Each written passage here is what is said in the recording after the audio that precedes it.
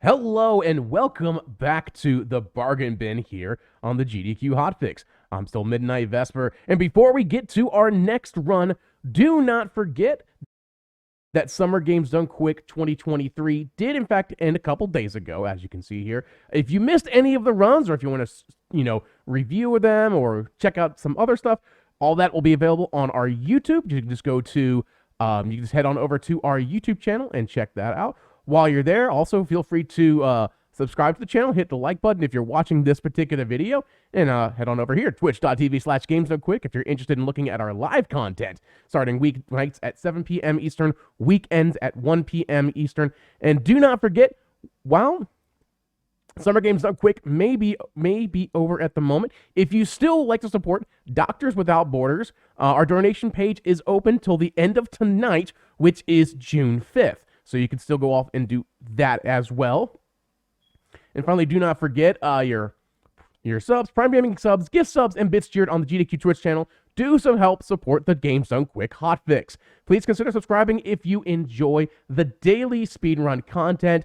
And now we continue our trend of backup Summer Games Done Quick 2023 runs with Reclaimer doing some Bayonetta. How are you doing today, Reclaimer? I'm doing great. Thank you for asking. Of course. I'm excited for the Bayonetta runs. Me too. All right, whenever you're ready.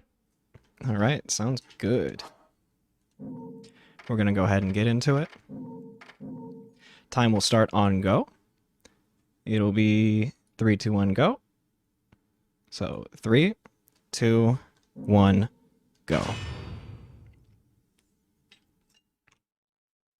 All right. So, my name is Reclaimer. I'm playing Bayonetta, and Bayonetta is a hack and slash game. For this segment right here, it's just going to be a auto scroller. We can't do anything to speed it up or slow it down really. And I'm playing as a character Jean. So you're seeing double right now. Normally it would be a cutscene with the main character, Bayonetta. So you're going to see a few quirky things. So, since this is a hack and slash, combat is comprised of punches and kicks. In this game, I get to press and hold down the attack, the punch and kick button, to shoot bullets from my hands and feet. And, at the end of my combos, I have what is called a Wicked Weave. Wicked Weaves are these big hands and feet that you'll see at the end of my attacks. This is going to be the primary attack method for my character, Jean. Jean is different than playing as Bayonetta. For instance, my Wicked Weaves deal 50% more damage, but as a trade-off, I take 50% more damage as well. Jean also gets infinite evades. Bayonetta can only evade 5 times, and then she'll have an exhaust dodge, which locks her out of everything for 1.5 seconds. The biggest quirk, though, in this game is Witch Time. Witch Time is a really cool mechanic where you effectively have a trump card in combat. Time slows down. You get to juggle enemies in the air really easily. Your bullets do more damage. You move faster. It's very powerful, but as Jean, I can only get Witch Time 1/10 second after evading when I take damage. Bayonetta comparatively can get Witch Time before you take damage when you evade. So I have to be a little bit more careful with how I play, but it works in our favor because some enemies want to get up in your face. If I can get Witch Time against them, I get to deal more damage with Wicked Weaves. These little human angels that you see are called affinities. You're going to see me toss them around and kick them into each other. We also have an introduction for a boss in the back, little sneak peek. His name is Fortitudo. You'll see him right there. A really interesting angel. One of my favorite angel designs that kind of got me into this game. Almost done with this section here. Gonna go ahead and jump over that. The witch's dark abilities, humans began to condemn the remaining umbra. They launched the witch hunt, Dodges fireballs. rounding up the battle-weary witches with little resistance and subjugating those who wished to continue the struggle. Look at that face. Faith in the miracles of their god pushed the witch I will say, I always enjoy the designs that these, all the angels, all the aesthetics and art of this particular series. I think Bayonetta is one of the more impressive series with the budget that they had. You'll see Bayonetta in this cutscene here as well, which is kind of funny. They had no business being this thoughtful and ahead of their time with a lot of the enemy designs. Even now, I'm learning more and more things. Alright, we're gonna move into the vestibule, which is a graveyard. Right now, I do not have the ability to use Wicked Weaves, so I'll come up to the Affinity, use a Ragdoll, knock them into each other. I can also knock them into rain like that, which does damage. Let him spawn, Ragdoll. Play a little bit of bowling with those over there. Let me snatch this one out of the air.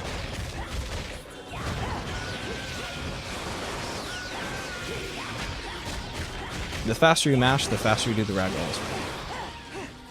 Gonna come over here, introduction for the Angel Decoration. Lock on, aim at the ground, AI manipulation. They'll fly into my field of vision.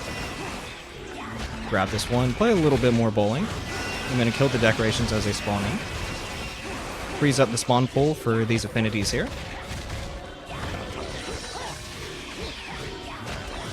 He's gonna be a problem. That's okay. Knock him into the wall. Alright. Below my health bar, we have this purple little orb meter. That is my magic meter. Health bar bottom right. Torture attack this Claude. He's dead. Magic meter is very, very powerful. That is going to be the most precious resource for me in this game. He's going to hit me. It's okay. Go ahead and toss him on the ground. Alright. We're going to move into the next verse. It's basically a hard tutorial. We're going to have to get 3 torture attacks off to proceed. You're going to see me press and hold the punch and kick button to shoot a bunch of bullets, and that gives me a ton of magic.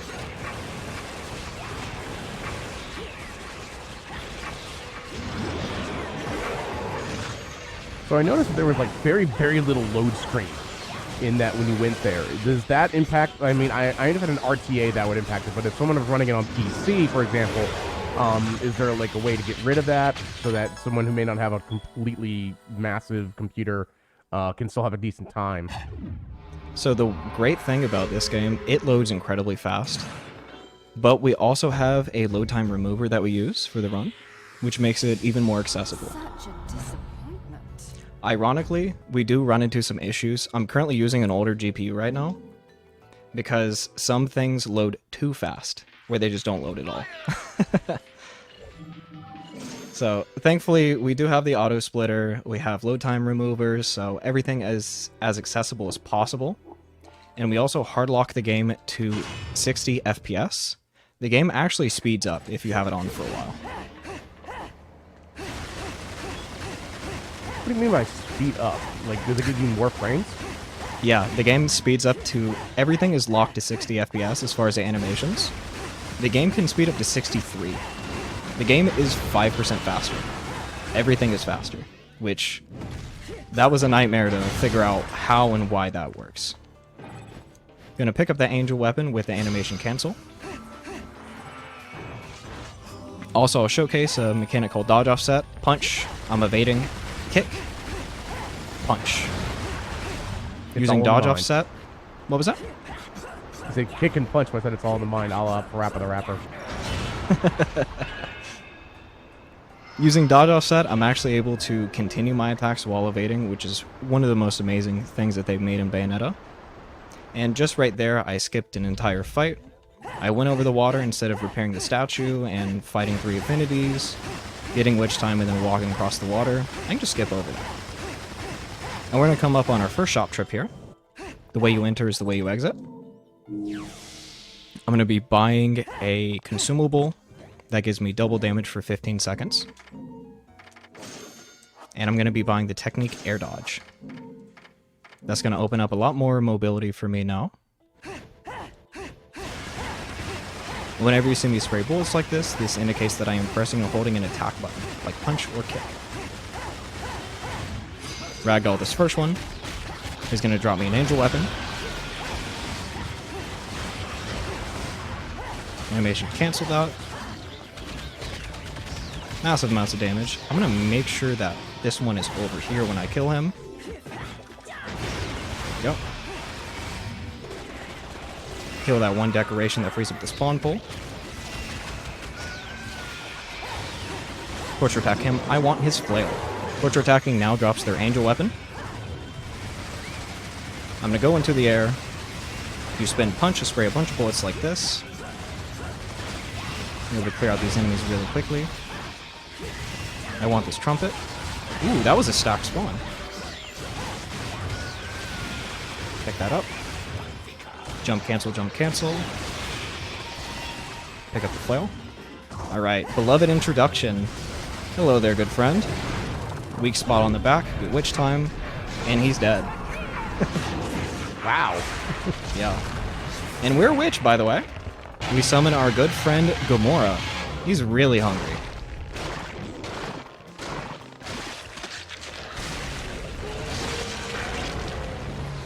I'm going to pick up this angel weapon as well and carry that to the end of the chapter.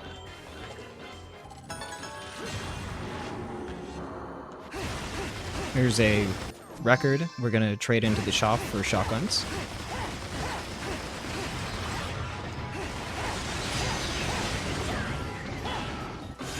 So how hard is it to like learn that movement down? I know from a lot of games that have this plethora, from like this and Devil May Cry, Hi-Fi Rush, they have the all unique way of having maneuverability to constantly move as fast as you can. How hard is that to learn, or is it even hard? Can you ask me that in about 12 minutes? Oh no, you'll see. You'll have more questions.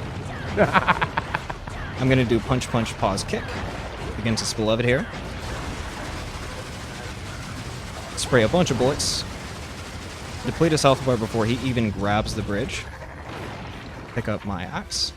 The game doesn't even know he's dead yet. It checks after he does this one slam against the wall.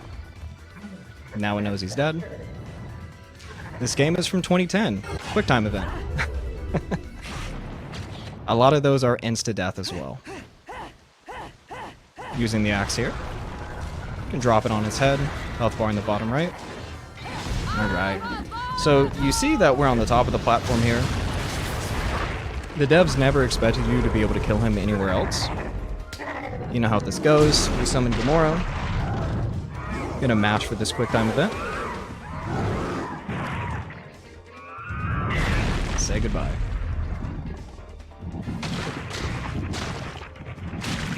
Okay, because I know in another fight you didn't button mash there, and this one you did. Is there a significant difference in terms of points, skills, abilities? The other one is actually slower if you mash. This one is... it doesn't matter. Okay.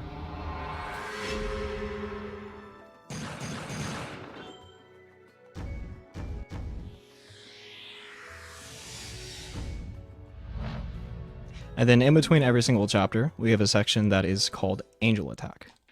I'm going to be going through Angel Attack one time in the run at the end of Chapter 5. All the other times we'll skip it. It doesn't have any value for us.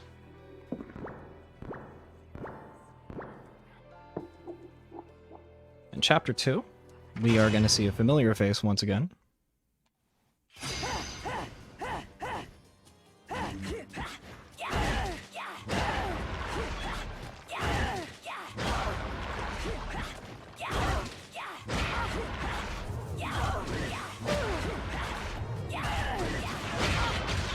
So there's a setup here that is precise to a quarter of a second. If you miss it, you do not get that infinite chain. So really, that the fight went well. We're a witch, by the way. The moon's out, so we get to walk on walls. And the moon's gone. As you do when the moon's out. I mean, as you do when the moon's out, you get to very walk on normal walls. behavior. Yeah. Grab that witch statue, break this wall. We need to go through the witch time, and puzzle solved.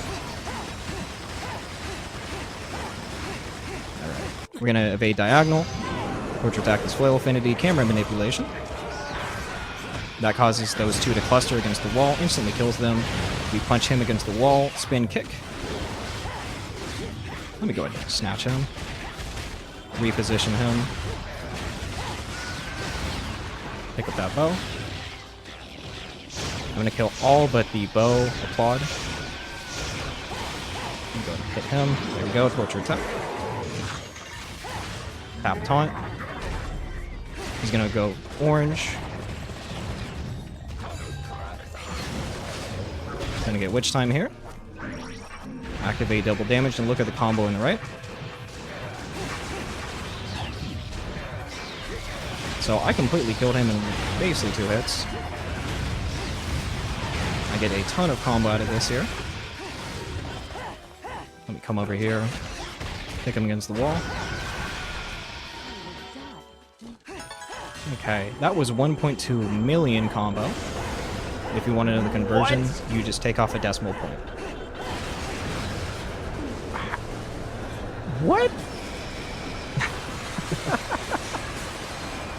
Alright, we have an introduction for the enchant. Spin kick, throw them into each other, goodbye.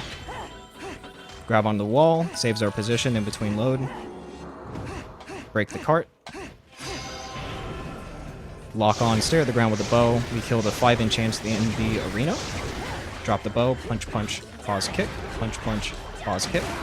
And that is perfect threshold for the setup for this next phase. Our beloved is not happy. He's going to call in reinforcements. Double-edged sword, though. Quite literally. Friendly fire is enabled. His buddy killed him.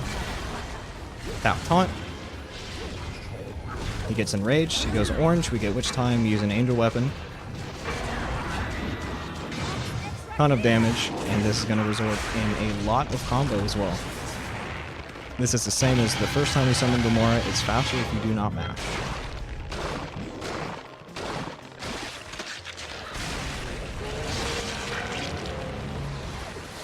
So we almost have a 250,000 halos already, just between basically 2 fights. We get this record piece for the weapon Shiraba. That is a sword. We are going to be using that a lot. Grab him out of the air. See if I get the setup here. Nah, he went to the right. That's okay.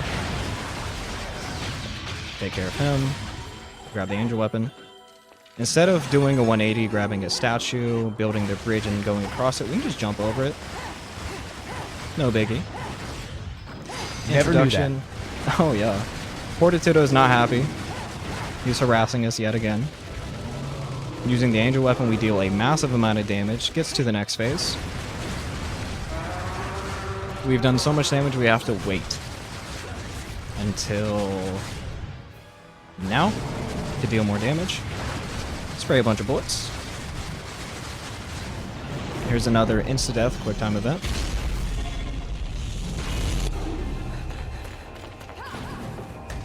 And we just throw it back at the fireballs.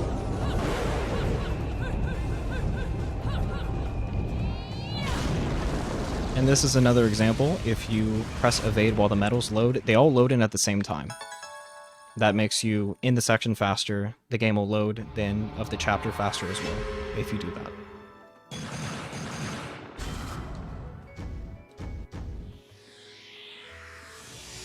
So I spent around 2 or 3 seconds for safety, and I get 1.7 million combo out of that chapter, which that is all the safety strats I need for money in the whole run, which is really nice.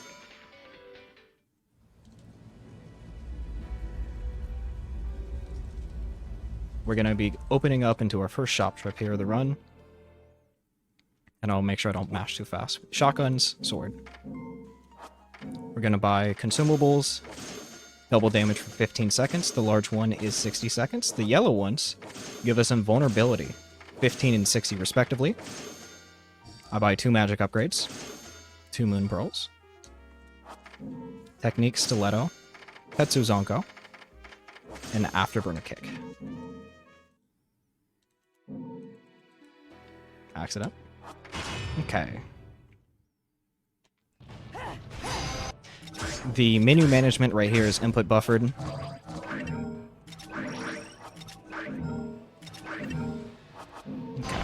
Okay. Activated a large red, so my attack is double damage. So only a half charge of Shiraba can dispatch of these angles.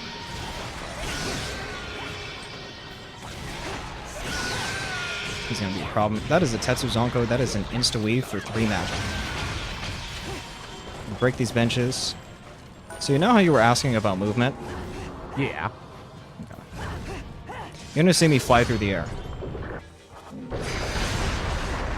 No exaggeration. We have an introduction for the enemy, Fairness. Say goodbye. You're gonna see me using Tetsu Zonko, which is this instant Wicked Weave, and I'm gonna be evade canceling it. You can just fly through that section like that? I don't know how many times that lava got me the first time I played this game. You have seen nothing yet. Oh, goodness. Very specific frame timing there. Grab on the wall. Miss lava.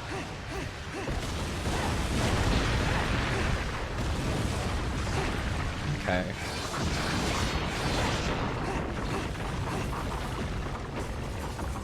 Quick time event. So after this fight, we're going to have like a big showcase of the movement in a very clear area where you can really see what's going on here. Open this up. Tetsu Zonko, jump evade. Punch, punch, kick, punch. Uppercut, punch, kick, punch.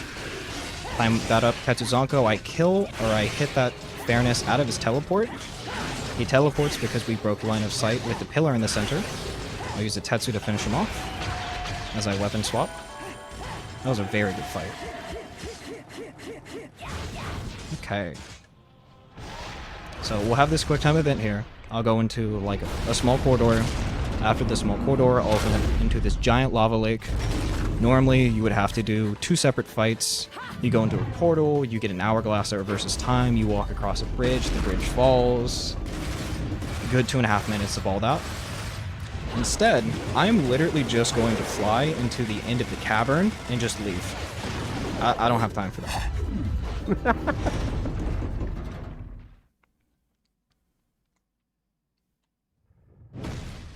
I'm going to be using the technique which is Afterburner Kick. And then at the end of the Afterburner Kick, I'm going to maintain my momentum with Stiletto. But I evade out of the Stiletto animation, which makes me fly. Because I'm just preserving momentum. I fall once for speed. Mind you, this is rhythmic. If you mess it up for like 1/4 of a second, you lose all your momentum, and you're just sitting duck in the air. This can be done up side objects, like that one barely hit me. You can do this on the side of objects, anything. I'm going to be doing this for the whole run now. Grab onto that.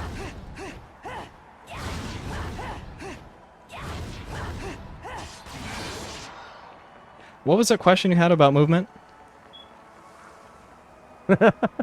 Do you remember? How hard would it to learn, or how precise? Boy. I actually used to use the Tetsu Zonko, which is about 4 times harder than Stiletto because you have to do a backwards forward punch input every single time. That took me about 8 months to get down pretty well. But I realized you can do it. Yes.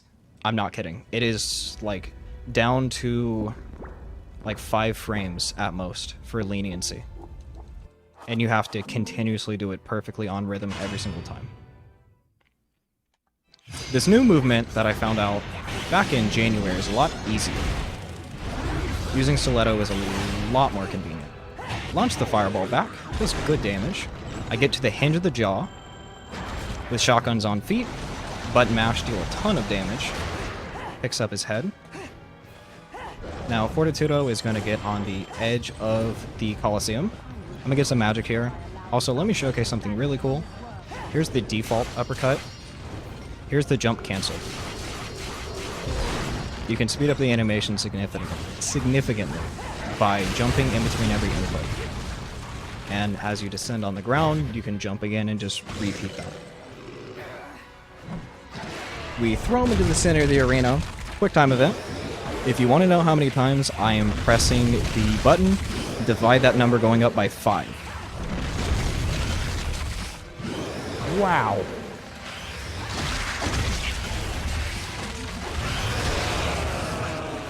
I'm going to be doing Tetsuzanko jump cancels. 1, 2, perfect. Aim at the seam here. Get witch time. Go for the hinge of the jaw. Spray a bunch of bullets. Do 1 Tetsu.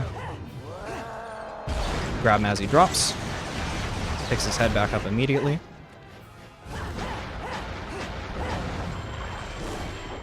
I'll do more of a showcase with the jump uppercut cancels now. Wait till he gets on this side.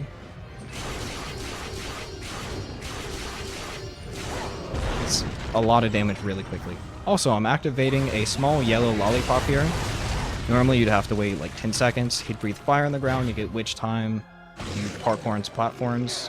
If you just activate invulnerability, you can get to the head and just immediately hit the button prompt and just chuck him on the ground like this.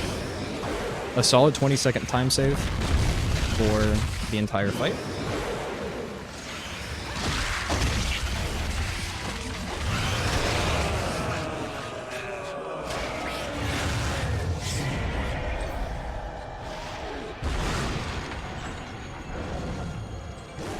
Moving on to the last phase.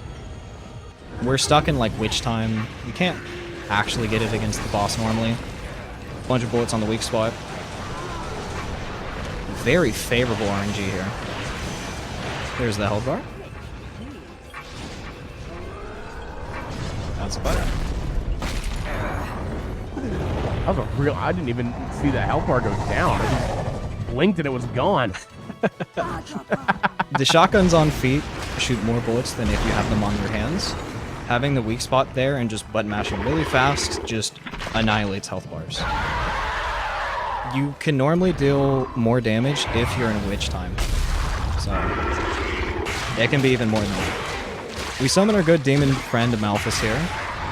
One of my favorite demon friends. And we finish 42 to off.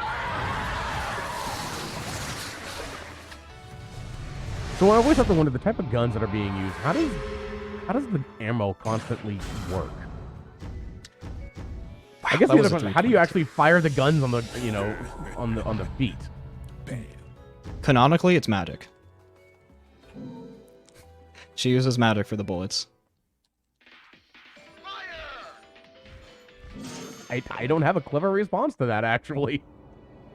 She's a witch. She can do that. Yeah. Alright, so Chapter 5 is kind of crazy. We have 7 new enemy introductions here. Frame perfect setup, got it.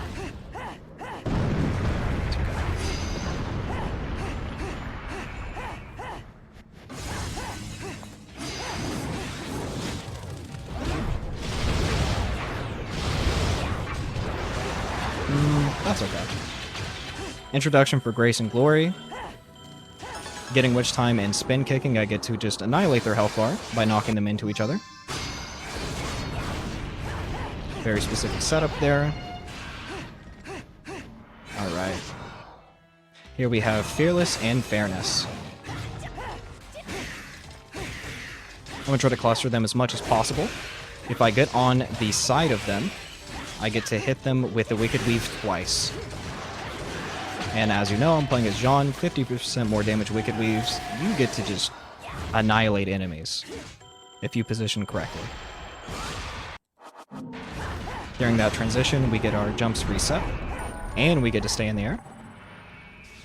We go over to this time manipulator and just decide that it's nighttime now. And you know what happens when the moon is out. We get to walk on stuff. I'm John, I can evade infinitely, which means I get to hit terminal velocity as I fall down here. Terminal what? Terminal velocity. I've actually never heard of that phrase before. Just play on words. John. Oh, Velocity. okay. I thought you said Jill. No, you're What? We have a new angel. It's called Harmony. Stare off the edge. This manipulates their spawn position. That one spawned in late. That's okay. Knock him to the wall with shotgun's threshold. Pick up the claws. Pick up the second record piece.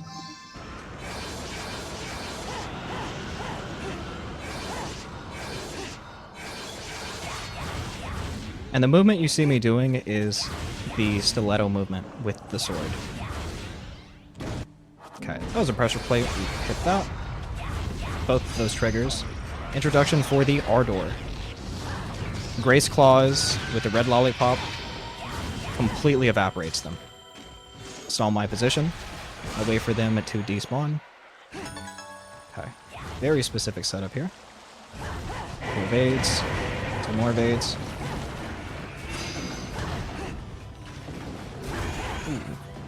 Okay.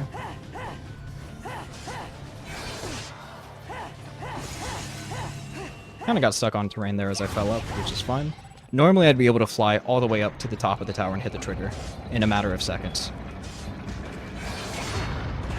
Break the base for the bullet. Another Grace and Glory fight. I need to get him a little bit away from the wall. If I'm not careful, the claws can fall into the wall. I'll grab them as they spawn here for safety. Uppercut. Do a trip. Another trip into your reef.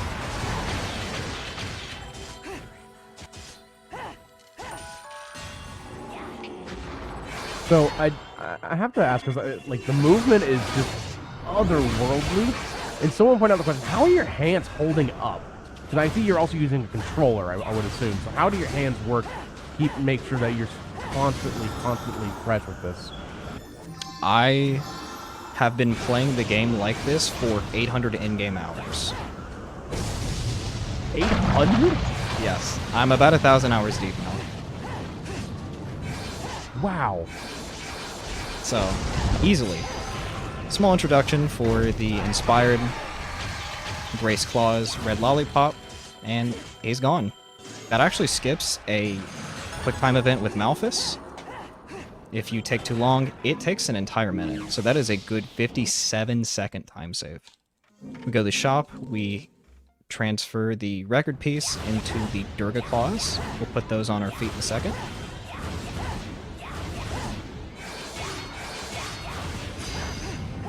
Do the movement, locking onto the inspired, and we fly all the way to the end very quickly. As far as that question goes, I have developed muscles in my hands from playing this game and other games in very particular ways. Oh, that's okay. I'm gonna void out here. Let me redo that. I actually got barely inside of the platform as it was flying towards me.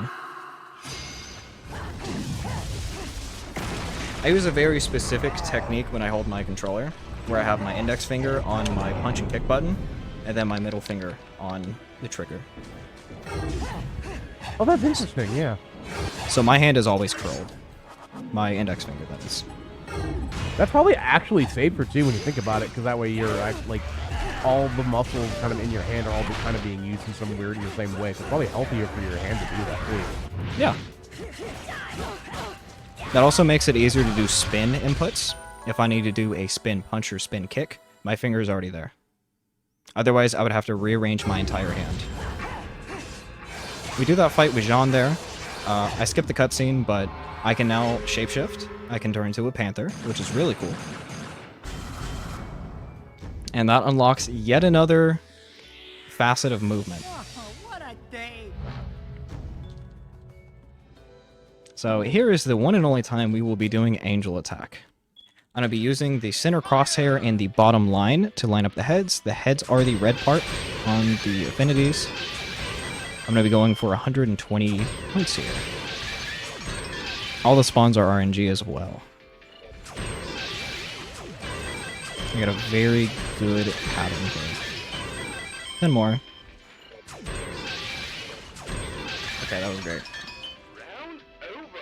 using the points I get from this, I get to buy 4 magic flutes.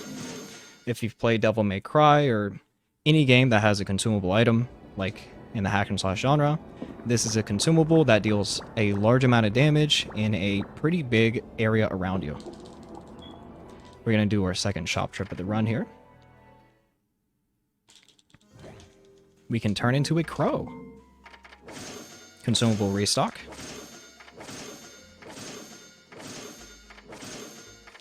A little bit of safety with those consumables. They will give me magic. So now I can turn... Go ahead. Now I can turn into a crow, and I can dash to enemies in a crow. Also, as I jump out of the panther form, I can fling myself across the air. So, that paired with the other ways of movement, you're going to see some crazy stuff. I just feel like knowing how Bayonetta and John are as characters. It's a shame that when you turn into a crow, they never quote Shakespeare. Or It's make a some sort shame. of reference to Shakespeare. Here's a skip here. I need to reset that one a little too low.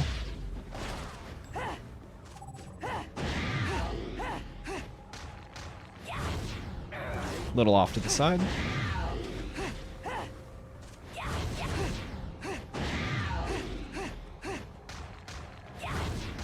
There we go. That skips a fight with 2 Inspireds, and you have to summon Malphus. Saves a good minute to skip that. So right now, I am turning into Panther form, jumping out of it, and that also gives me a ton of momentum. Now I don't have to use the Afterburner kick to generate momentum. Now I can do it out of Panther form. So that gives me more horizontal mobility. And if I'm on a staircase, I get to turn into Panther form while I land on the ground. I just want to make this chat pointed this out for me. I meant to say Edgar Allan Poe, not Shakespeare in that reference earlier. Sorry. I figured it was Nevermore. Yeah. I got these claws while I go out of Panther form, fly into the air, get a very good lineup on both of them, pick them out. So you're going to see me just fly across like that. I'm just evading out of Panther.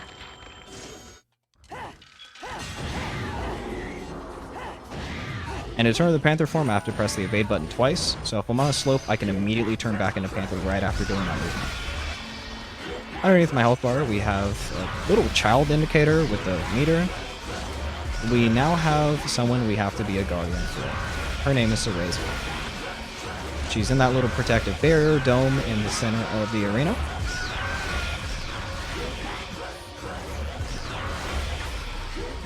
All the enemies cooperate though, so we don't have to worry about them attacking her. Very nice for us. And we're an awful guardian, so hello little Cereza. I'm gonna do punch, kick, punch, Panther, while I stare at her, break the gate, hit this trigger. And because she was so far away from me, I broke the tether that normally keeps you stuck on top of her. I can just leave. I don't need to be here. I don't have time for that. That saves 40 seconds. Someone in chat earlier said you're faster than the camera, and I totally see it now. Yeah, the camera isn't designed to be able to keep up with you tracking. Even like right here, I'm not really on camera. If I go into this trigger, the Fearless and Fairness die the fireballs. I use Tetsuzanko on the core. It's hit once and it's about to hit twice as this transition happens. Right there. Tetsuzanko again, and that's its HP. Wow. And the cool thing about using Tetsuzanko, I gain magic as I deal damage. So I do get some of my resources back. Button mashing. You know how this ends.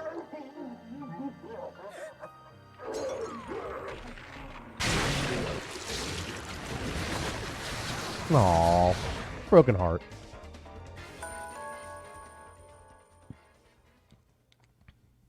So you'll notice that's a halo. And now we still have to chase her down. Ooh, Wait, that was RNG. John looking out for John. What's going on? I feel like this is Johnception. It gets a little crazy. Uppercut.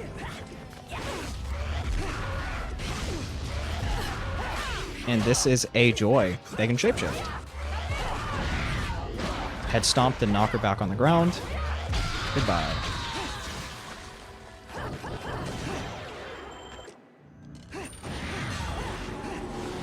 Alright.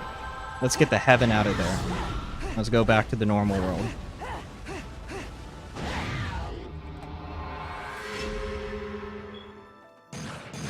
Any questions in chat? Any burning questions? I just see a lot of emotes of just like, you know, in comments like fast in the camera. This run is... There's not really any downtime. Sorry, I got into a coughing fit because of allergies. Someone no, else you're said okay. turbo button. Yeah, no. This is it's a great run. I just can't. It's so hard for me to multitask because I'm watching the run, and if I feel like I move away for 1 second, then I've missed something. Yeah, it works like that. Oh, a great question just came up in chat. This is dope. Great question. Yes. So here we have the boss Temperance. We get through the first phase, jump on the arm, do a lock on. Tetsuzanko, I'll do a lock on punch kick punch and break that from a safe distance away from the enemies. We summon our friend Hekatonkshu. Every single individual finger is a demon head. Very powerful.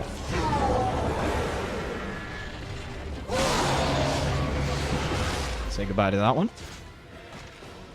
And I'm doing an attack called the Kilgore exploit. I am doing combo, and I switch to the shotguns on the feet. Does a massive amounts of damage. Every single flurry kick shoots just a bunch of shotgun shells. The Tetsuzanko and the punch kick punch. Hit the climax trigger.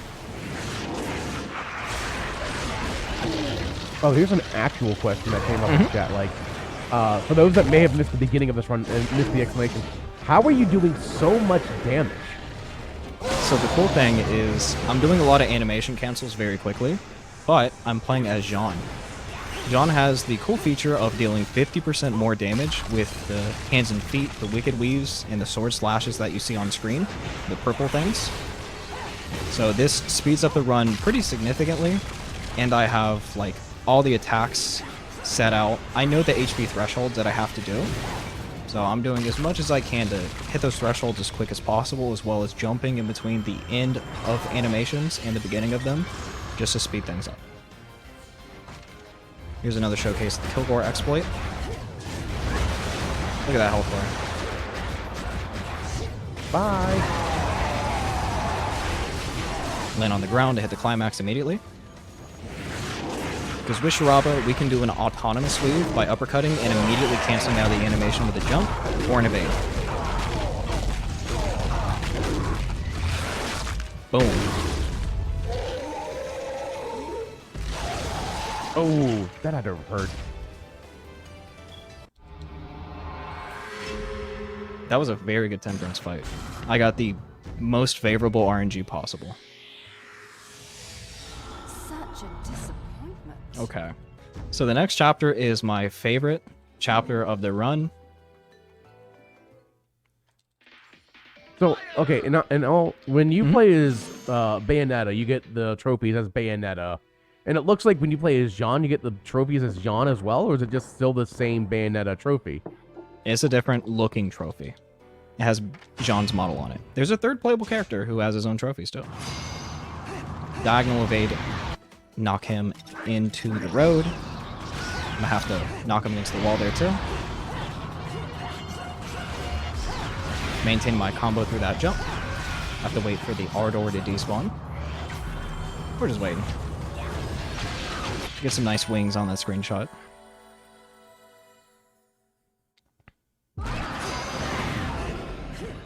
I come to the side of the arena. I manipulate their spawn position because I'm flying so far. They're trying to calculate my endpoint, but it's against the wall.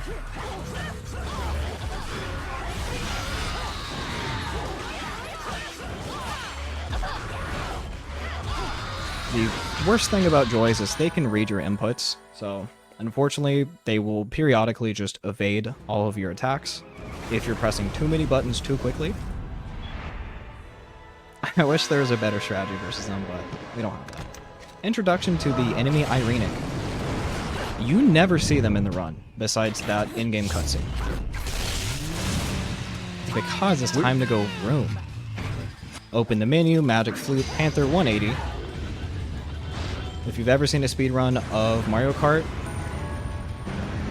we go across the finish line conveniently placed behind us. That skips a good 5.5-minute section of riding on the bike and dodging and shooting angels. Done. Wow. I also love the names of some of the angels. Well, I know some of them, I don't know if all of them, but I know some of them are actual accurate. But I can't remember if all the angels in there are all actual angel names.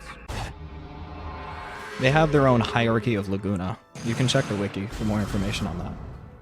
Oh, and the last really? angel that was introduced is the Braves. If you leave 3 of them alive long enough, they'll strike a Ginyu Force pose from Dragon Ball Z and fuse into a very big beloved. But we don't give them that That's great. opportunity. Oh. Just more things you may have to see on Reclaimer's Twitch chat. Or Twitch channel, not Twitch chat. I have a comprehensive VOD channel where it's just called Reclaimer VODs, where I just have a bunch of clips and stuff that I don't really have time to like edit or anything like that, that I just dump as soon as I find them. There's so many things that you could sift through if you're bored. So we're in Paradiso. I skipped the cutscene so you couldn't see it. We get 1 of 3 record pieces. This will be the last weapon that we pick up in the run. And we skip a fight here by doing this movement. We get on top of the orb. And I want this key.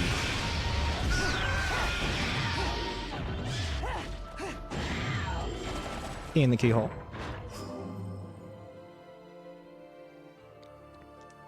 That gives us a spiral platform. We don't care. Reverse gravity. And I'll go down this segment. If you've ever seen Indiana Jones, this is a perfect recreation of what happens in the movies. We jump into the air, we go over the invisible wall, we turn into a crow, and then we just evade the boulder that chases after us. Yeah, I remember that. It's frame for frame for the movie. Oh yeah.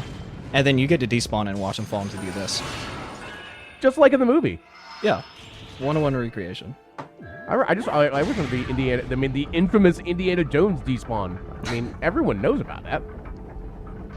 They should have checked the invisible walls in the temple, I think. Yeah. They could have just gotten to the exit.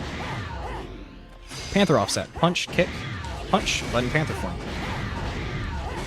Punch evade, kick evade, punch evade, but I hit evade twice.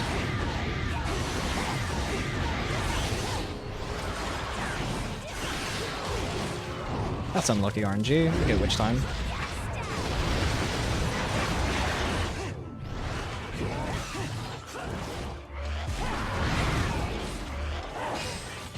How to evade that.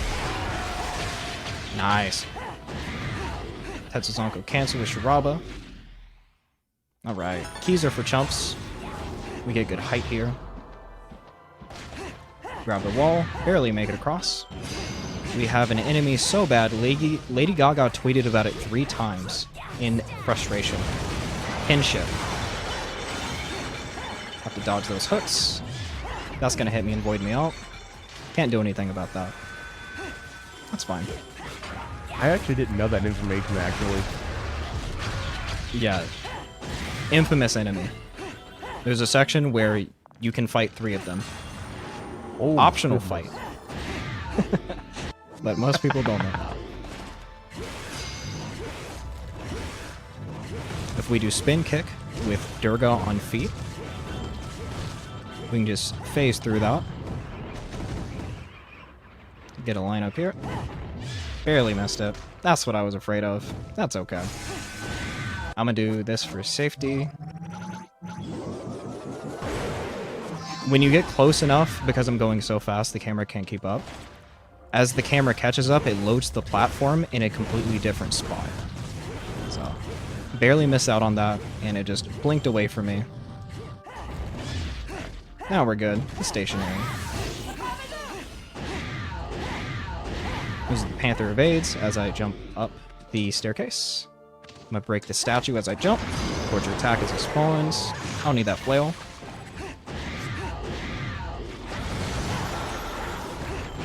As a last record piece. I don't need that. The movement in this is something else. And I know I've said it already, but I will just reiterate how... Wow, this movement. It's so precise. If I press the evade button too fast, you'll see me turn to the crow form. So everything is rhythmic. That's why I have one earbud in. I need to hear my controller. I use a small red, and we have the boss golem. Punch, punch, kick, punch. Deplete the health bar. We're gonna deplete the health bar for the 3rd time. It's faster than the climax. Goodbye. Someone in chat asked the question, I didn't know if they were memeing until you just said about the rhythm.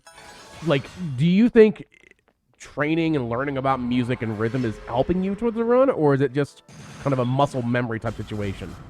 Assuming you play an instrument, if not, or know anything about music. I used to play piano, and I was in the percussion in band in school.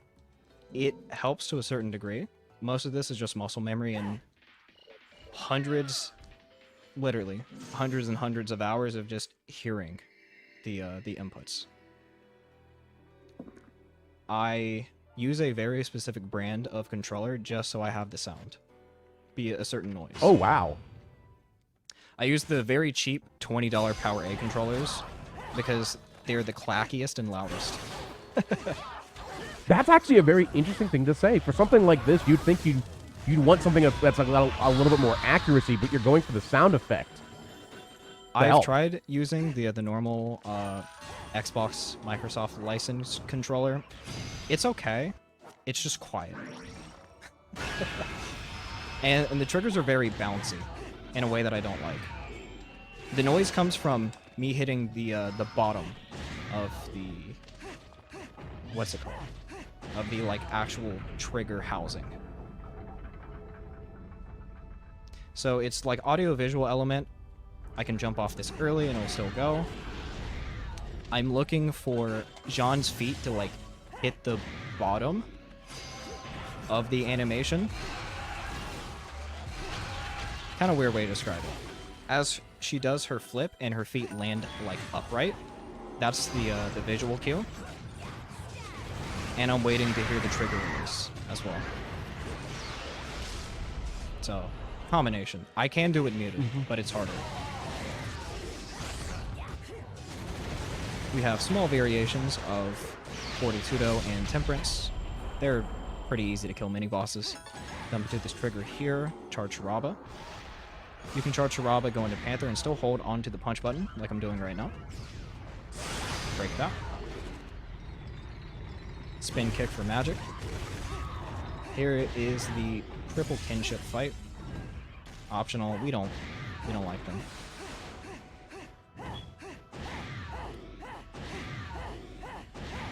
But if I miss time or press the evade too fast, you'll see me lose all my momentum with the movement that I'm doing. And this is stuff that I've theory crafted for at least 800 hours of gameplay. And it's taken me up until hour 700 total to, like, master the movement to the degree that I have. And even now, there's still room for improvement. Wow. So I guess that kind of does go into a question that you may have just kind of answered it, but, like, when it comes to the routing it, and like, learning the pattern, learning the rhythm and aspect of that, now you just said you spent, like, 800 or so hours learning all of that. Was it just kind of learning as you go? Were you using some sort of, like, assisted type situation to help learn the best route for this? The world record with load time removed used to be an... Right now it's 138 on the leaderboard. It was like 137. I've gotten it down to 132, and the run can go down to 130 if the movement's perfected and there's good RNG. I just got a PB like 3 weeks ago. Hey, nice. Yeah. Belated And- congrats. And the new movement that I've discovered with using stiletto evade cancels was like January. I'm still getting better at it. So, who's to say how good it can be? Maybe there's an element that I don't even know yet, which is possible. The more I've played this game, the more I've learned. So I get a torture attack on that Flail Angel because I will need it for the boss fight. I'd stomp him to reset his AI, otherwise he'll parry me. This is the only fight that you can bring an angel weapon into a boss fight. Okay.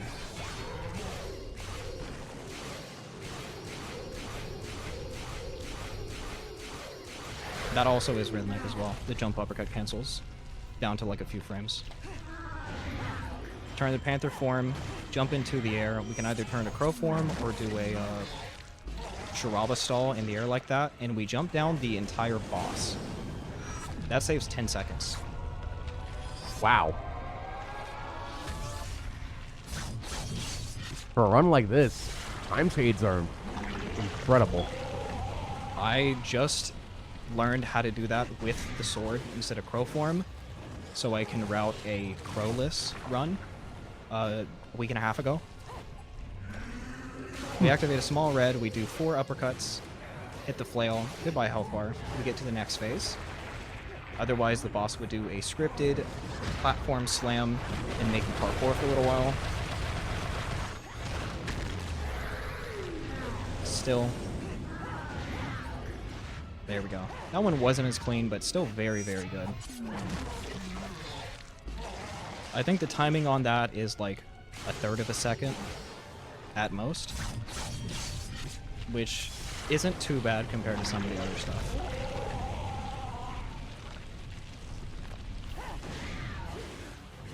And as I fall off the edge, I'm doing spin kicks to move down faster, activate a small red now.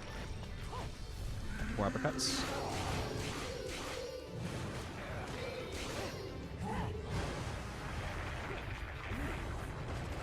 Trying to generate some magic here.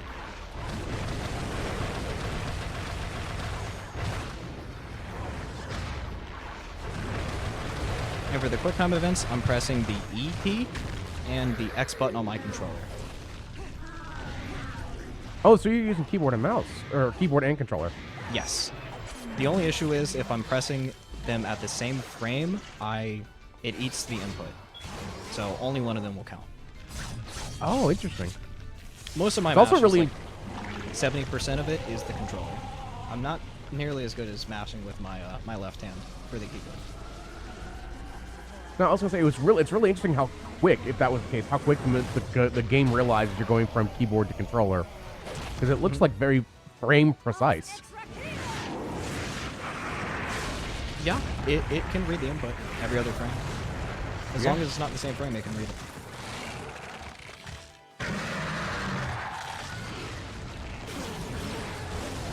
That's why you see me put my controller on my armrest here, just to make it easier where it's stabilized. We summon our good friend Scolopendra to take out Justice, and we move on to the next chapter.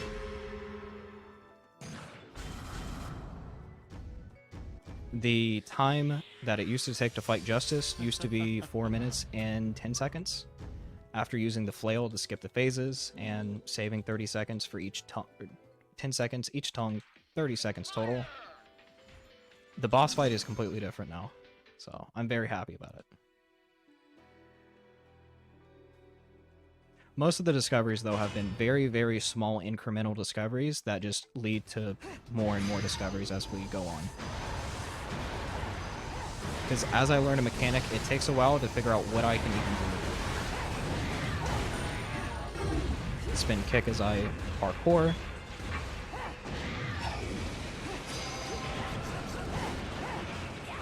And get the trip here as he spawns in. You are. And he parried me. He's gonna slash me. That's okay. shooting against the air. Tetsuzanko. Grab that. Very good evade into Witch Time, too.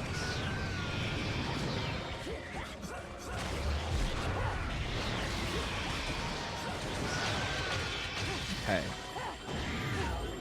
So we're gonna go out of bounds here. After all this going on, and now we're gonna introduce more out. We're gonna introduce an out of bounds split. This is the only place in the run that we actually do out of bounds, except for like chapter 3 if you count that. We activate the fight trigger right there. Seeing double. We AI manipulate her by shooting her in the back. We go over here to break the verse. Look at her health bar bottom right. Boom, she's dead. She hit the death plane. She's gone. This is phase 2. And the fight is over. Wait!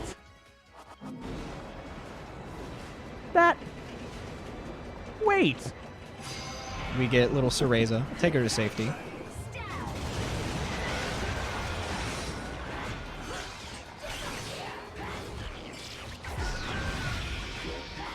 Drop these bombs here preemptively.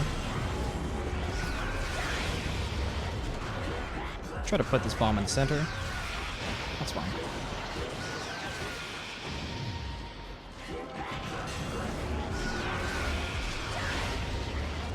He's a little far out. That's okay. I'm gonna go ahead and safety get some more magic here. So using our last and final magic flute, I'm gonna drop her here. Panther evade, magic flute. That kills all the harmonies. If you don't kill them fast enough, they'll teleport around and lose a lot of time. And I stiletto to get to the end.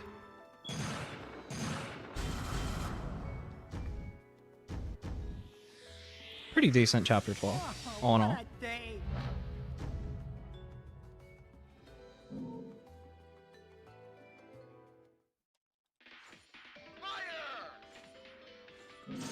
So, the next boss fight is going to be against Sapientia, Prudence. This is the hardest strategy in the whole run. Can easily mess it up, but you can save up to 40 seconds or more. You have to go at a very sharp angle here.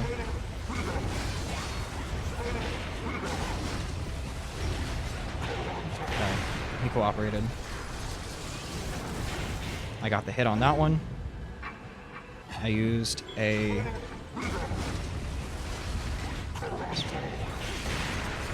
break 2 knees. We get witch time. Come over here. Punch, kick, punch. Jump evade. Tetsuzanko. And we break all 4 knees in one single cycle. Normally, you would have to break 2 knees. Sapientia would do a scripted dive that takes 30 seconds total. Comes back up. Then you go on the other side and break the other 2 knees. If you do that very specific setup and timing, you can do as either Bayonetta Jean, it's not character specific. You can break all 4 knees in one cycle, in which time, completely changing the way this fight plays out. We summon Phantasma Rennie, and all we're doing is just cattle herding him into our good friend. He's also pretty hungry. Okay, we have some RNG here, we'll see what happens. Unfavorable. I'll enrage him to speed up his animations. This is a scripted dive animation.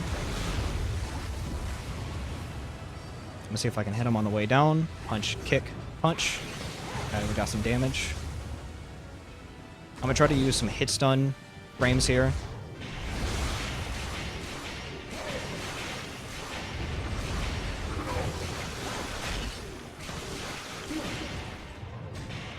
Use another. He's probably gonna dive.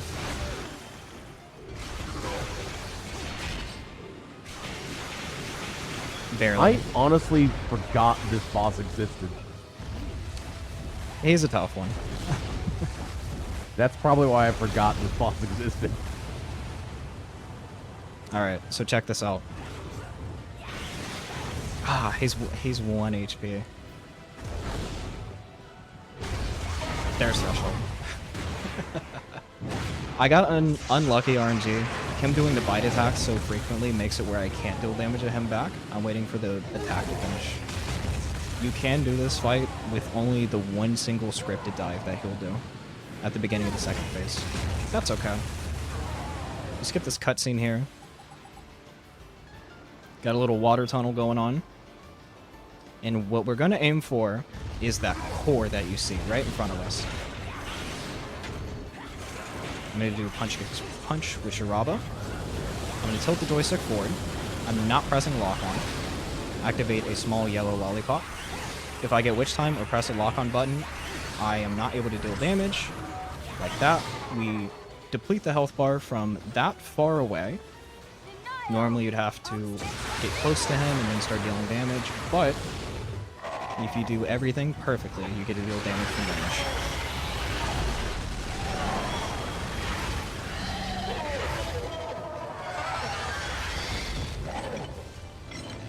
Phantasmarini is a wonderful parent. You gotta feed your children.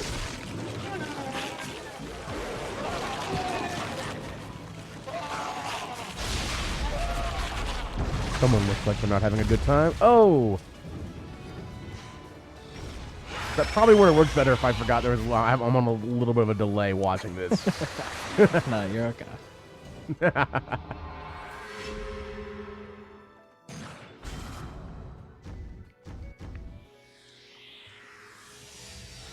Such a disappointment.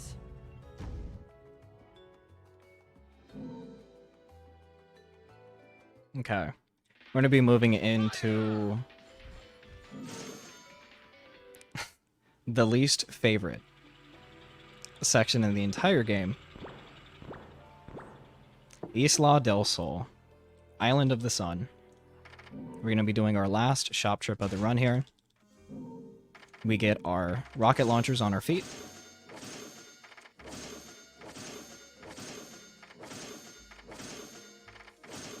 Red Hotshot gives us a free life if we die for any reason. And we get the accessory Celine's Light. If you take any damage at the cost of 4 magic, you will get Witch Time. So, this is Isla del Sol. If you've ever played Space Harrier, which is an old Sega arcade IP, it is a gigantic homage to that. Every time I press the X or Y button on the controller, I just shoot bullets. If I hit A and B, I will be shooting weave missiles. I do like Bayonetta 4. Go ahead. What was that? I was going to say, like, with this and everything else, I do like how Bayonetta does give a lot of homage to a lot of other games and a lot of other stories and plots, on top of just the overall campiness and other side of Bayonetta. I like the gameplay breakups with Route 666, even though we skipped it, and Isla del Sol. I just don't like it in the context of a speedrun. Right, yeah, I get that. Casually love this section, and this has the best soundtrack, hands down. I do enjoy that, like, every Bayonetta has that one song, which is always... I don't remember if they broke it off in 3, or what they did anything with, the one that was on the Switch, the newer one. But they always did a parody of, or not a parody, a remake of a Frank Sinatra song, I believe is what it was. Yeah. I'm gonna just button mash this. Kill him really quickly. That's kind of been Bayonetta's, like, motif, I guess, as far as design. Yeah. The final song at the end is DMCA. Because it is Fly Me to the Moon. The non-remixed version. Oh, okay.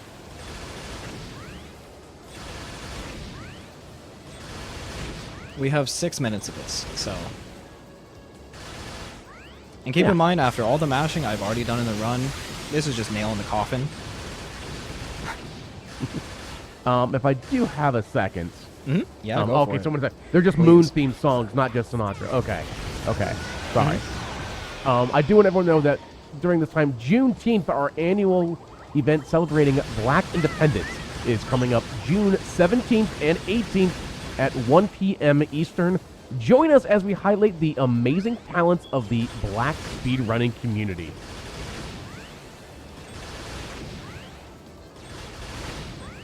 And of course, if you're watching us on YouTube, be sure to press the like button on this video and subscribe to the YouTube channel. Also, head on over to twitch.tv/GamesDoneQuick if you're interested in looking at our live content starting weeknights at 7 p.m. Eastern and weekends at 1 p.m. Eastern. Speaking of Twitch stuff as well, your subs, Prime Gaming subs, gift subs, and the bits shared on the GDQ Twitch channel help support the Games Done Quick Hotfix. Please consider subscribing if you enjoy the daily speed running content. And of course, do not forget we have some amazing stuff coming over here with Tiny Treeport at the top of the hour, and they're going to be showcasing not one but two Octopath Traveler games. So it's going to be great stuff coming up as the night progresses.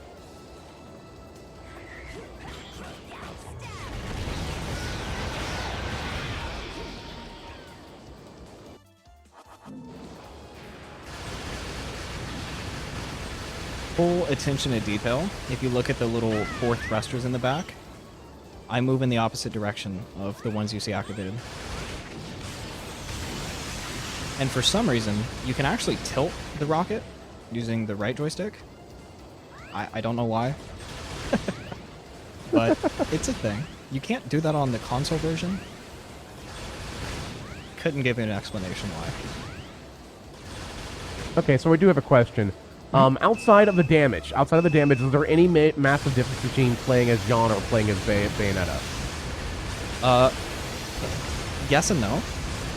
If you want to play optimally for the speedrun, which you don't have to, since Jean is, on paper, better at getting Wicked Weave damage off, you have to play more so in favor of getting lineups for, like, the Sharaba to hit twice. I would say Jean takes... Oh boy. Ironically, when I started the speedrun, when I was learning the routing, I tried to play as Bayonetta, but I was like, I give up. I'd rather play as Jean, because she starts with Moth Within. Moth Within is how she gets her Witch Time. When she takes damage is when you hit the evade button. I had already played her for like 80 hours at that point. After learning a lot as Bayonetta, like 120 hours as her. I started playing as Jean, and I got pure platinum on both characters. And at that point, I was like, okay, I'll start the speedrun.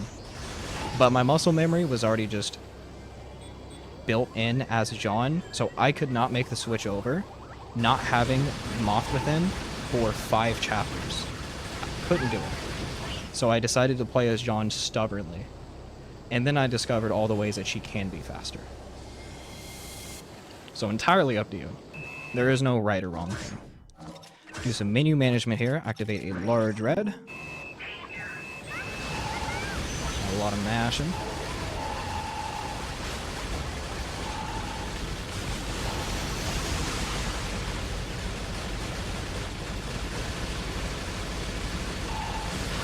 And the way I mash, I alternate back and forth, and I'm moving my controller into the other thumb as I mash. So all parts of my hands are being activated there. Frame perfect setup here. AI manipulation by shooting her and causing her to block. Didn't get it. Okay. Celine's light activated. We use the Kilgore exploit with the rockets on feet. Depletes almost an entire health bar.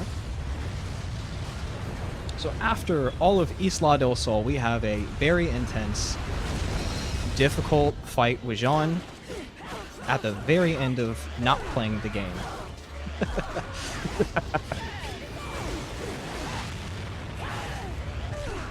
I'm doing everything I can to cancel her attacks and get her the threshold while making sure she doesn't evade and manipulating her AI. Lock on and shoot a bunch of bullets, hold back. She didn't give me a leave. That's okay.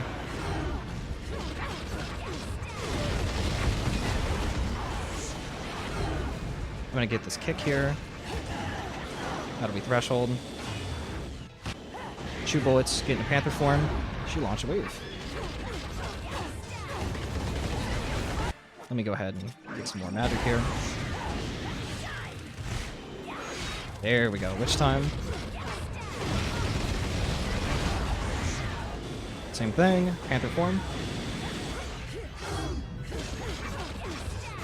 It's so weird to see John fight up against Yawn.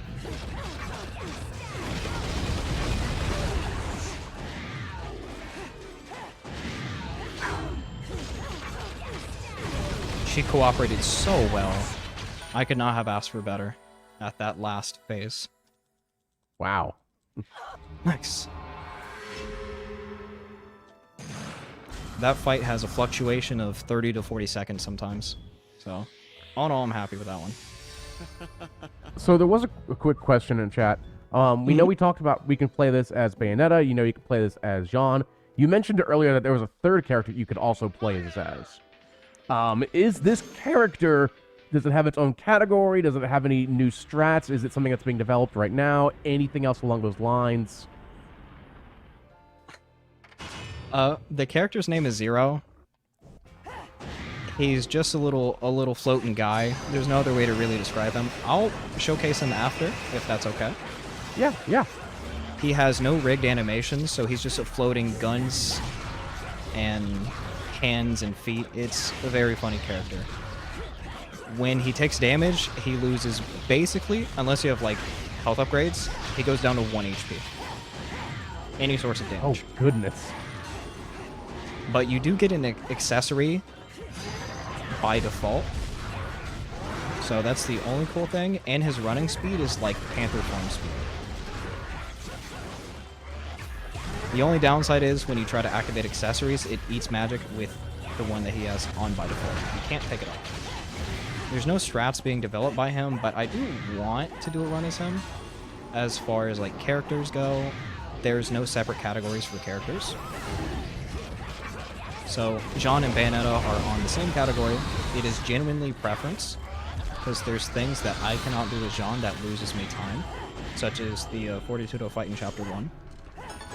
Jean almost always loses time to that, because Fortitudo has really bad accuracy. And then especially in like a lot of fights, nerves can get to you, and you can just have human error. So I wouldn't say one character is better than the other. Okay, yeah. But as Jean, you can infinitely evade. In like Chapter 5 when I was falling down really fast.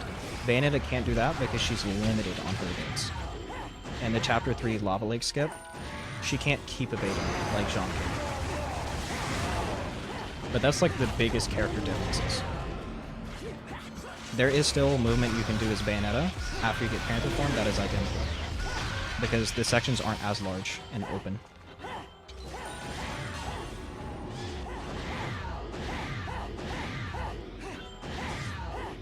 But in a section like this, where I'm using Tetsuzanko on a boss, Jean does have an advantage.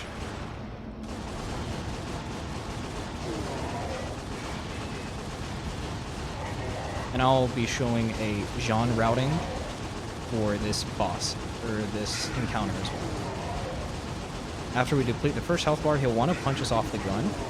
We make him recoil. We hit him with a Tetsuzanko. We wait for him to start his animation. We get off the gun. You'll see his like noodles do a little flip. There's a looping animation right there. And we just pelt him with a bunch of shots, get off the gun so he doesn't want to punch it. We hit him with Tetsuzankos locked on from that far away. Here's the animation start. Get off the gun, and he's gone. Wow, nice. That saves a good 15 seconds. GG.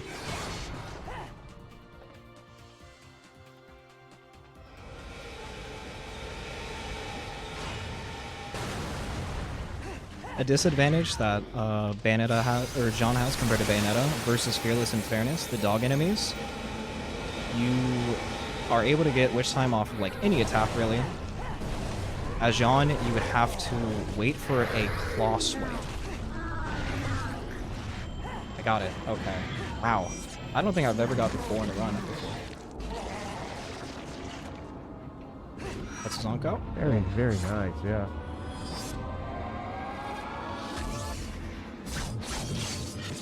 Yeah, there are genuine trade-offs between all the characters. So, genuinely play what you like. Yeah. That's nice to know though that each individual one has its own like advantage and disadvantages, so they even itself out no matter what in some weird way. Mm-hmm.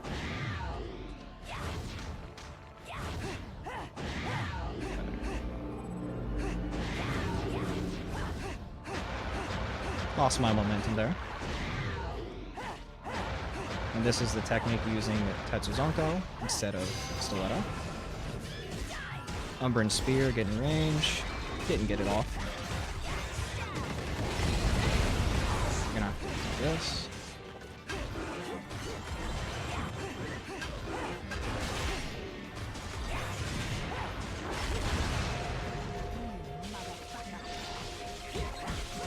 Doing this for magic generation here. Almost a whole bar. Ooh, he barely hit me. And during that, you have to deal 1 damage to the boss just to get him to the next phase. There we go.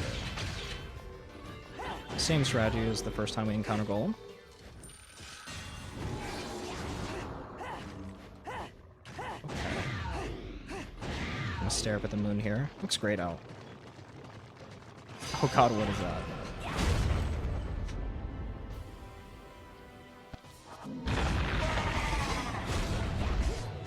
Shoot a bunch of rockets at his face. And have to evade here. There we go. And if you do the Panther evades well enough, you'll be able to get all the way at the end here without the fire being in sight. A little bit of fun movement there, using Panther form and Tetsuzankos. And we have a slope.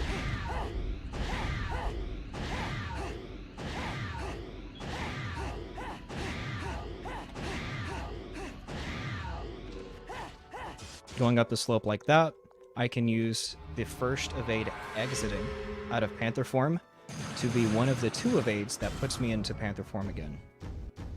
That movement alone has taken me like 10 hours just on that slope to perfect.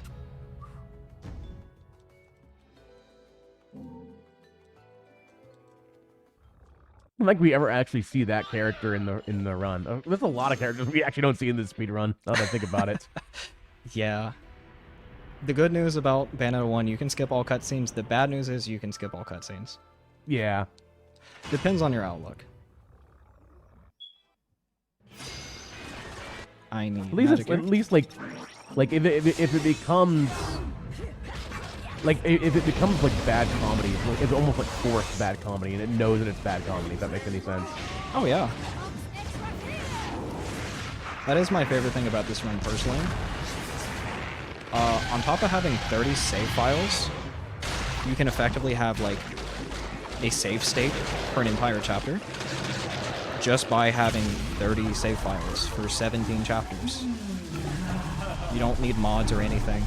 This game is very plug-and-play friendly, is what I would like to describe it.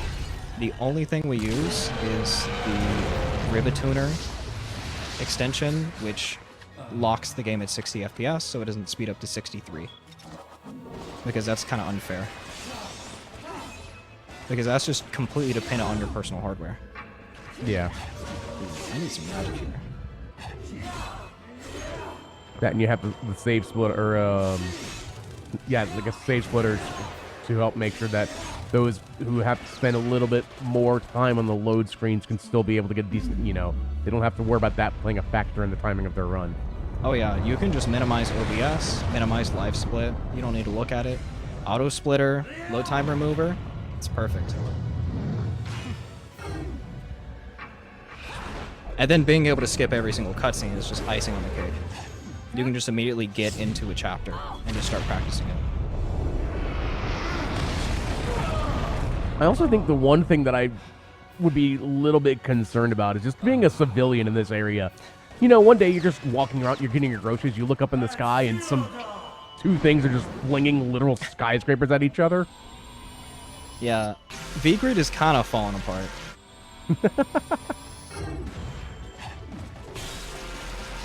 But this is actually, yeah, this is an island. They kind of knew. There we go. All right. Summon Scolopendra. As you can tell, Baldur is very powerful. He is the last remaining Lumen Sage. The Lumen Sage is the clan in opposition of the Umber Witches. The last 2 Umber Witches being alive are John and Bayonetta.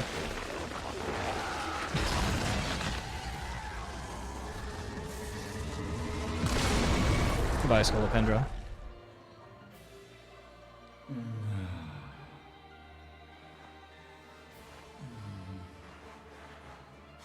Okay, I do need 4 orbs of magic here. There we go. Ooh, he's off the arena. Nice. Okay, I got him with the Tetsuzanko. Alright, we are good.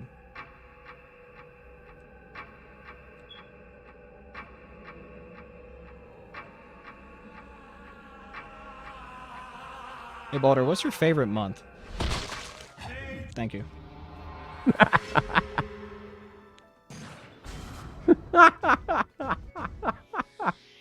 I heard I heard it and I just like it's got to be this, but then I actually heard it because of the delay and it just perfect.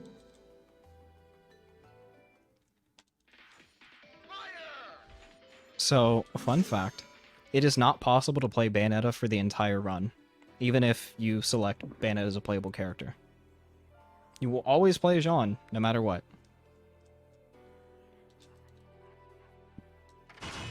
So even though we skip the cutscenes, Bayonetta has been taken captive by Baldur. We are going on a gigantic rocket, which is launching itself into space as Jean, trying to save Bayonetta. This entire time, Jean, the one we've been fighting in the story, has been mind controlled by Baldur. Baldur has taken Bayonetta captive, and he is serving as one of the eyes of the creator, Bayonetta as the other, which will be Jubileus, the final boss we're going to fight. Jean and Bayonetta have been good friends since childhood, but Bayonetta lost her memories at the beginning of the story. They've been separated for 500 years. She was asleep in a protective barrier, sealed underneath the lake by Jean to protect her. And this is my second favorite track in the whole run, or just the whole game in general. The soundtrack is called Friend. Despite everything, Jean is going up a rocket into space to save her one and only friend, Bayonetta. That's so sweet.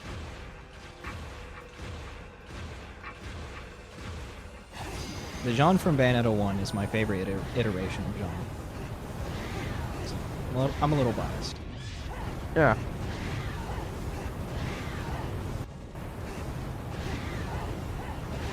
Oh, this reminds me, I need to finish Bayonetta 3. It is a great game.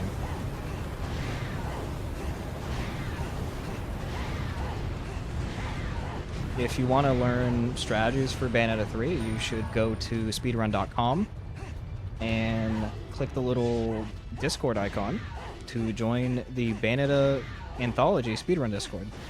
Covers Bayonetta 1, 2, 3, and Bayonetta Origins, which that is also a game that I run. And that's one that just came out, right? Yes. Okay. The one with a very artistic art style. Yeah. I love that game. That game is precious.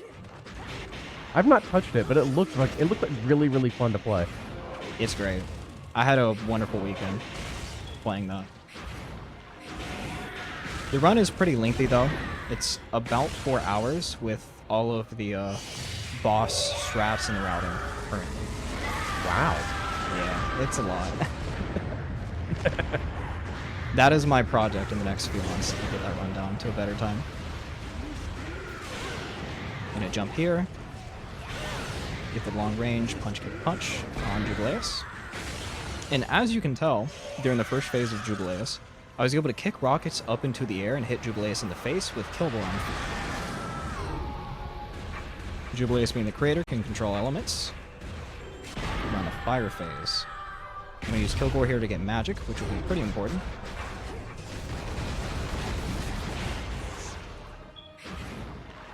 Alright, on to the ice phase. This one can be scary. You can get sunlocked and die if you're not careful.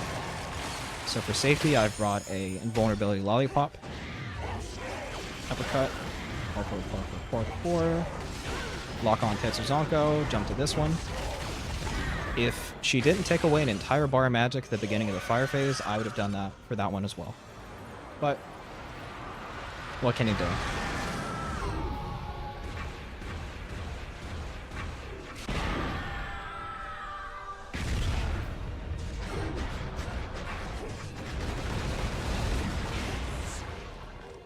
And thankfully, because I do so much damage, I just immediately go to the electricity phase, air phase, whichever one you want to call it, without having to wait out certain different attacks or wait on RNG, which could potentially lose me time.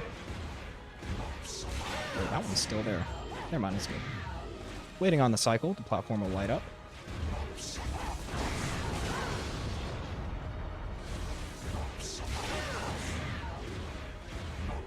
Scripted parkour. I wish I could just jump from one to the other.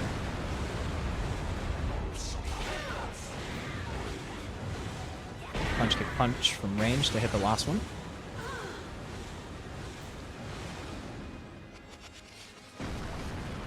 That was an interesting question. I think I've answered some of it, but someone asked, how many random elements are in this run? And the answer is yes. I think this game has one of the least amounts of RNG of any speedrun I have ever seen or played. I've Really? not played that. Yes. The RNG is just where enemies are located when they spawn in. But some of that you can manipulate by where you're moving, where you're looking, and how you're moving. So it depends. That's actually very shocking because it doesn't look like it. Yeah. And then knowing how to play around that RNG is important. Because, like, the attacks that Jubileus has done for this phase and right now have been RNG, but it doesn't matter because I can still deal damage to her. Alright, for this one, neutral evade. And I'm going to scroll my camera up. As you can see, I'm just dealing damage to her throughout the whole fight.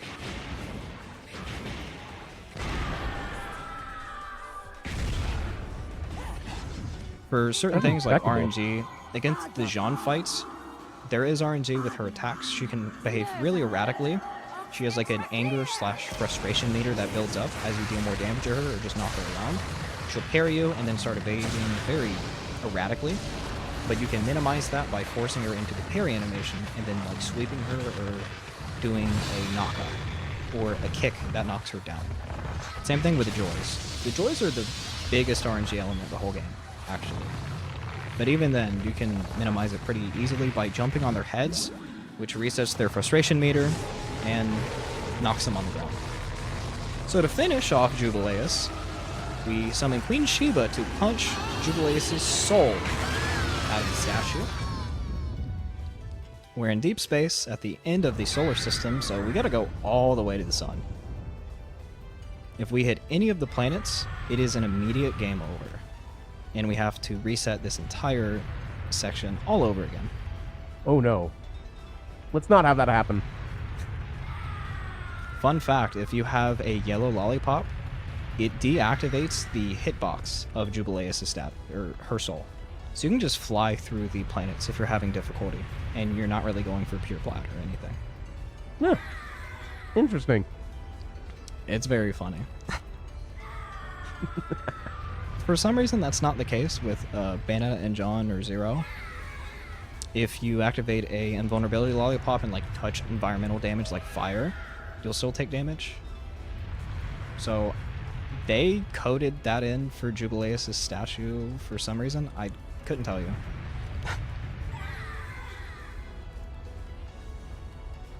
Alright, here we are.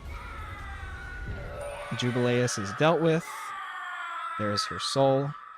We're not done. Here's the statue barreling to Earth. We have to break that, or the Earth explodes.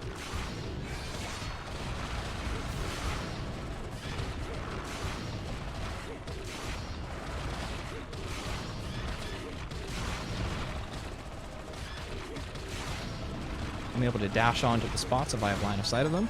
There we go. And we're still not done. We have an entire playable post-credit scene as well. I love how the game's like, but we're not there yet. But we're not there yet. Yeah, it does that about 5 times. Yeah, yeah. So I'll have 3 playable sections. The first 2, the time doesn't matter. But the last one is where I can save or lose time.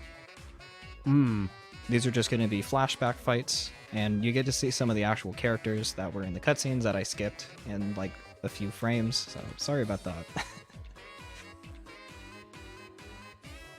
It's interesting that even with this, like, there's still stuff in the credits that you actually do, and it's actually in the speed run, whereas a lot of times, some certain runs will be like, no, we end where the credits are. Oh yeah, there's first-person mode, by the way. Hi, John.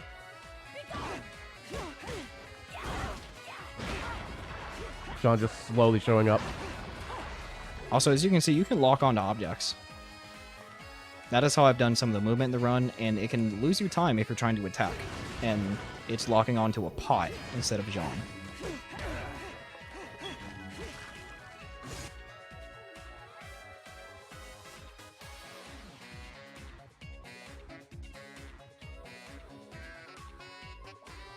Plus, we get the good, like, you know, we always talk, here on the bargain, we always talk about music, and that's just, even with, like, this, we won't see a whole lot of it, but the music in Bayonetta, it always has that jazzy vibe, that upper jazzy vibe, which is something you don't see a lot.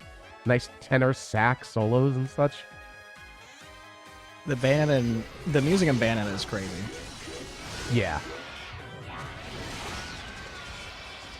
I'm going to showcase something that I didn't really be able to do in the run. If you head stomp an enemy and you switch weapons, it'll fire a shot from that weapon. If you do that with the rockets, it shoots off like 8 rockets. And it's as fast as every other weapon swap. Really cool glitch. Yeah. Alright, so after I kill the Beloved, which is the large big angel, as soon as his health bar depletes, that will be time. You're going to see me fight like 2 applauds, a few affinities, but as soon as the Beloved dies, that is time, officially. The game will freeze, and that'll be loss of movement.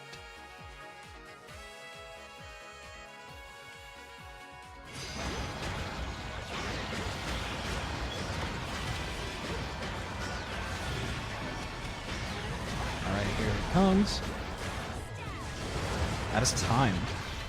Nice. GG. Out of curiosity, what was my time?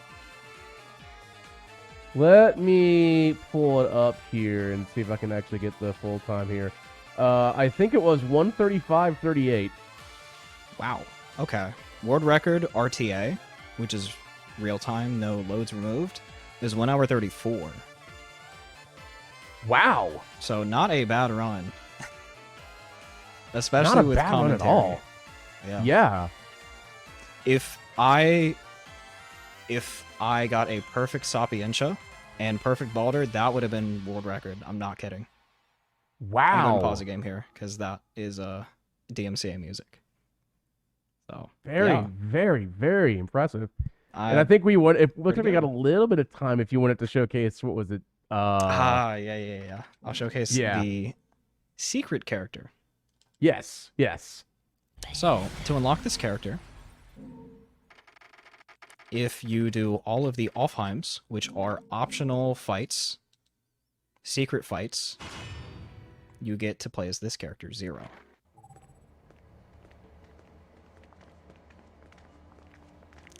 Yeah. This is a character. No arms and legs. He plays the same as Bayonetta. This is his Panther form. He just runs really, really fast. And because he is Zero, he has the Infernal Communicator, which are these little buddies. As you punch and kick and attack, these little guys get sent out and attack enemies on your behalf. Oh, that's nifty. So what you can do with Zero is gain more magic, but lose... He does have the added benefit of gaining more magic. Let me showcase this off. As the trade-off of having more magic drain from having that be unlocked. A secret. I'll turn this off. Alright.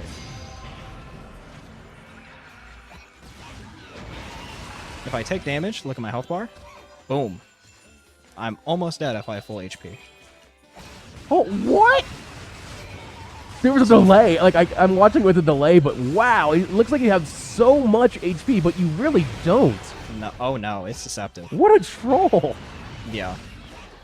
And keep in I'm so mind, down for it. we get no health upgrades during the speed run, so you would actually be at 1 HP. Wow. He has the same rigging as Bayonetta, so if you do the taunt, he has no voice acting. He's a great little character. This is his like run speed, his walk speed, and this is Panther form. Almost the same. And this is using the little demon buddies. Yeah. And he has the same behavior as Bayonetta, so you can get witch time before you take damage.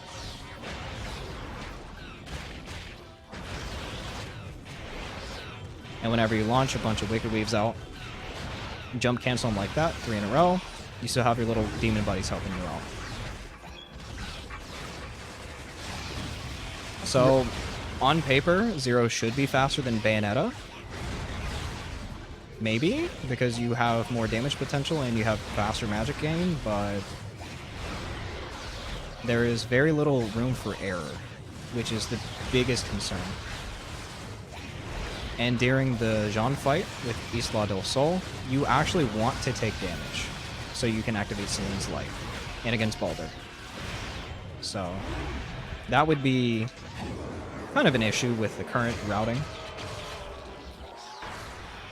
But yeah, that's all I got to show. I bet if someone wanted to try, they may be able to come up with a route for that, and I would be down for that.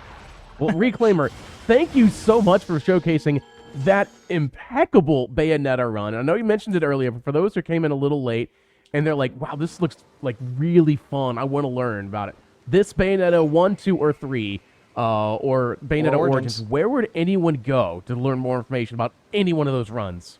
The best place to go would you navigate to speedrun.com and click on the Discord icon for any of the 4 games. They're all under like their own category, so you should pull up any of them and it all works. Join the Bayonetta Anthology Discord and just ask around. I'm in the middle of making a bunch of resources with all of the movement that I've showcased. I have a lot of stuff that I need to like catch up on, but I'm finding so much so frequently, I would have to just kind of scrap everything every few months and start over. So I'm kind of holding off on that for right now.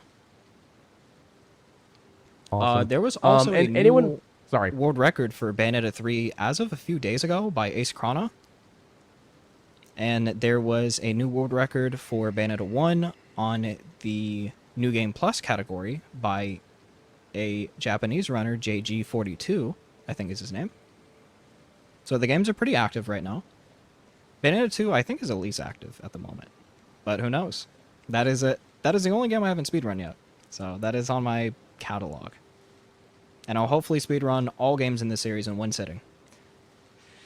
We'll see. If anyone wanted to follow you, Reclaimer HVK on everything. YouTube, I have a secondary channel called Reclaimer VODs. It's all my clips. If I'm having an active speedrun discussion or just want to archive something, that's where I'll put it. And I reserve my main channel for like speedruns or like very meaty content. So yeah. Any other final shout-outs you'd like to say? Thank you to Gala Sereni and Ace Krana. I watched Gala Sereni's run at Frame Fatals, and that's how I got into Bayonetta speedrunning. I was doing a casual playthrough back in October 2020. I saw her speedrun the game, and I was like, I need to try this. And here we are now. Ace Krana is the GOAT. He routed everything for Bayonetta 1. He's still playing Bayonetta 3 right now. He's going crazy. So, shout out to them. They're amazing. And the biggest Bayonetta supporter, Cap Revengeance. He's done Bayonetta 2 at GDQ. He's awesome. He's the most active mod for any run or any game that I've ever seen. He supports all games in the series. It's just him right now. So, he's great. Awesome. Well, thank you so very much for showcasing that run once again. Yeah. And finally, one quick announcement. Don't forget, we are looking for new Hotfix shows and showrunners. You can use !hotfix in Twitch chat or head on over to GameStoneQuick.com/hotfix to submit your ideas. This includes bi-weekly shows, limited run shows, stuff like Ocarina Improv, and the one-day events. Submissions made before June 13th will be considered for all of those open slots as well. So if you have anything, get it in. That will do it here for the bargain bin on this Monday night. Do not fret, though. We're not done here on the Hotfix channel. Coming up here at the top of the hour is Tiny Tree Fort, a beautiful little show that we have coming up afterwards. They're going to be showcasing Octopath Traveler 1 and 2 coming up tonight, and like I said, at the top of the hour, so stay tuned for that. Once again, it's a great time to get up, stretch, get some snacks in, use the restroom, hydrate, because hydration is important. And here at the Bargain Bin, we'll see you all in a couple of weeks as our bi-weekly schedule continues. Have a wonderful evening and enjoy Tiny Tree Fort.